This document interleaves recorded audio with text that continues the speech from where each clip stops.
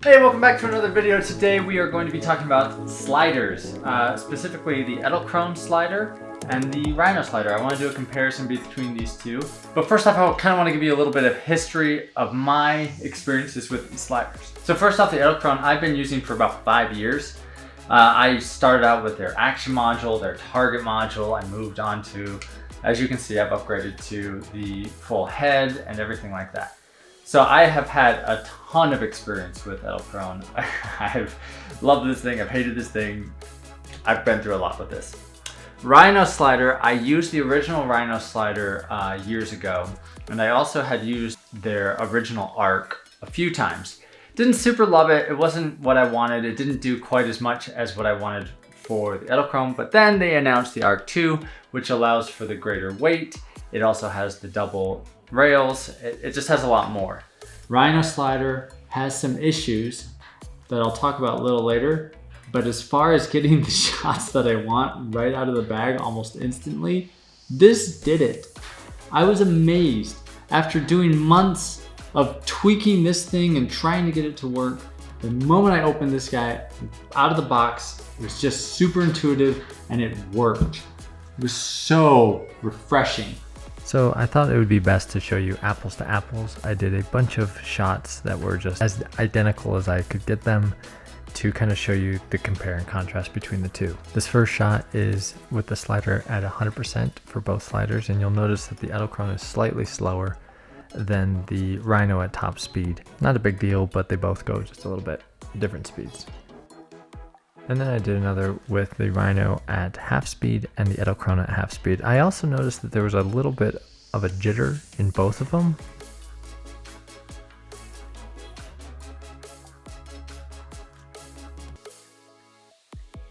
So I did kind of a closer shot to accentuate the jitter that you see when you're panning and sliding on both these sliders. The Rhino slider has a little bit at the beginning, but then smooths out at the end. And the Edelkrone kind of has this weird little jitter throughout the entire movement. Okay, so I'm gonna go through real quick just the setup of these things. To start off, let's set up the Rhino. As you can see, this is a huge case. I have bought, so you can see, the full kit.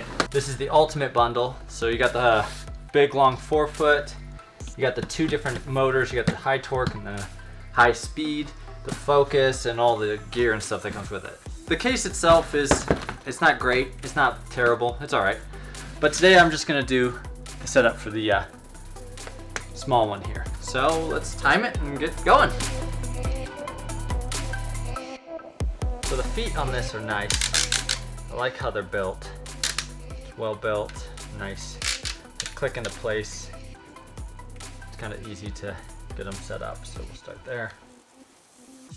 Okay, and Rhino suggests you always put the motor on the right.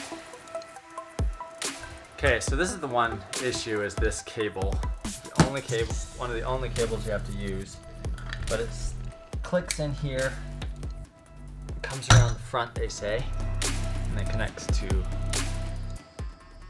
Okay, now this is one of my favorite parts, is you power it on, then you can go over to where it says mount on off, and you go to on, and then you set it on your where it needs to screw on. You say, I'm ready. Beautiful! And it will automatically connect it for you. And then it comes with this little tool in the front that you click into the bottom, and you just give it a little final tighten. And the other thing that I love about this system is that it takes a Manfrotto plate, and the release is on this side, and it just slides in. And done. Setup done. Time on that, it's pretty fast.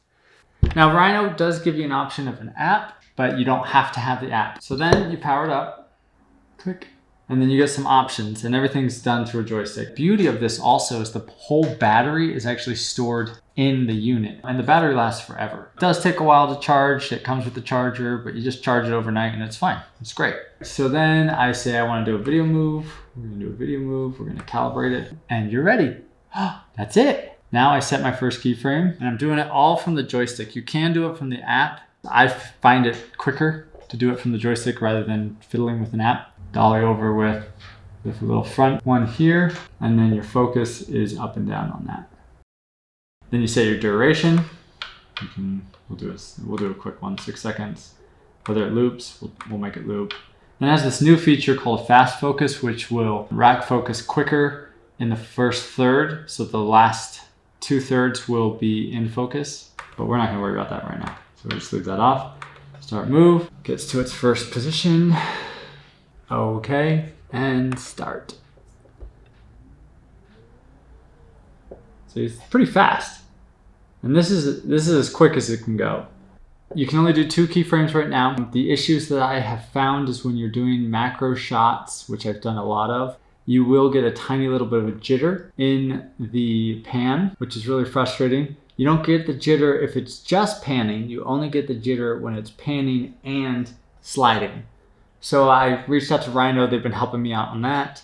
Another issue that they have fixed was the tilt would have kind of a jerky motion to it. And then the last one that they're trying to fix is that sometimes the tilt will get off. It's still early stages of this product, so yeah, I give them a little bit of a pass on that. And also, this holds 15 pounds. Now, if you go over the 5-pound limit, you can only tilt 20 degrees back and forth. A little bit of a bummer.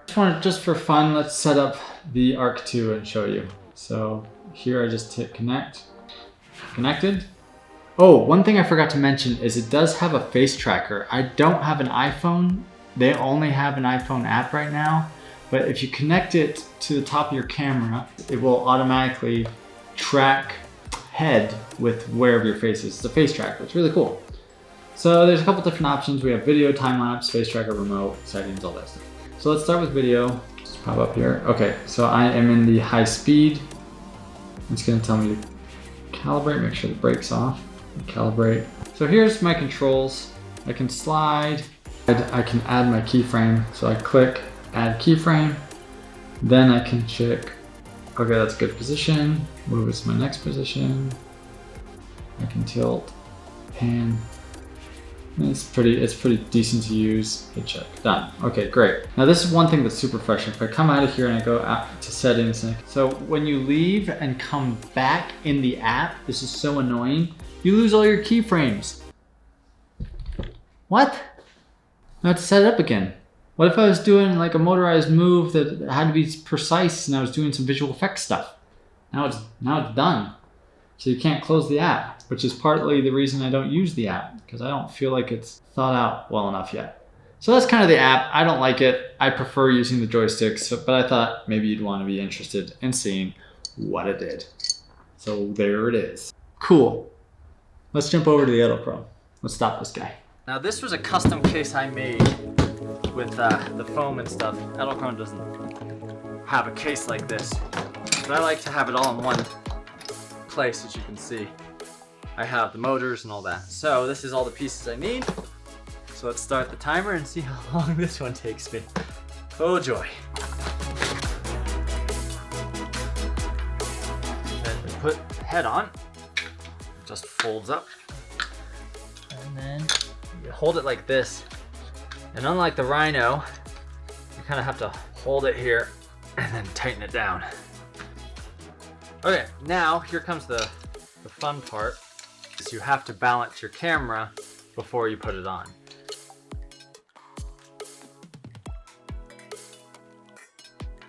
You just need some batteries for this thing. It is nice to be able to swap the batteries, and they do allow you to hot swap the batteries, which is great. I have the LP6 batteries that I use to charge it, and what you do is you click it in and listen.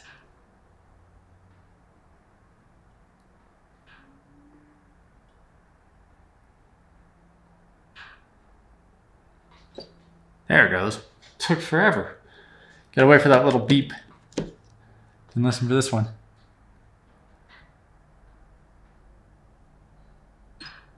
There we go. Unlock it so it's unlocked from the brake. If you have an Android phone like me, they say there's an app for Android.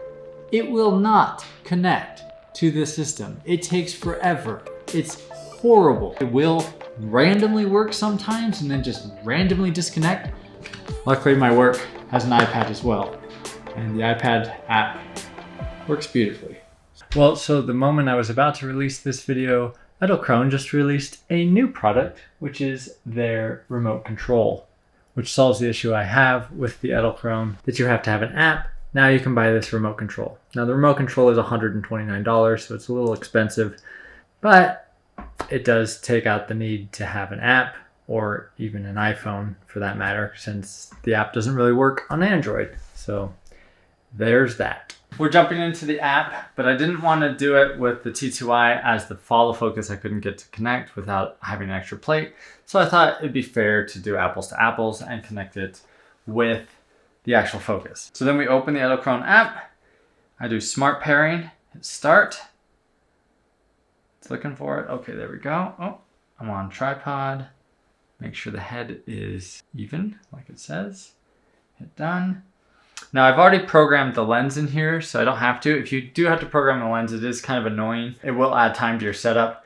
I would recommend calibrating your lens before your shoot day if you can. That'd be best. And then that way you can just quickly do something like this and you click. Oh, stop. Stop! See, it does that sometimes too, and it's so annoying. I hate how it pulls so hard on it.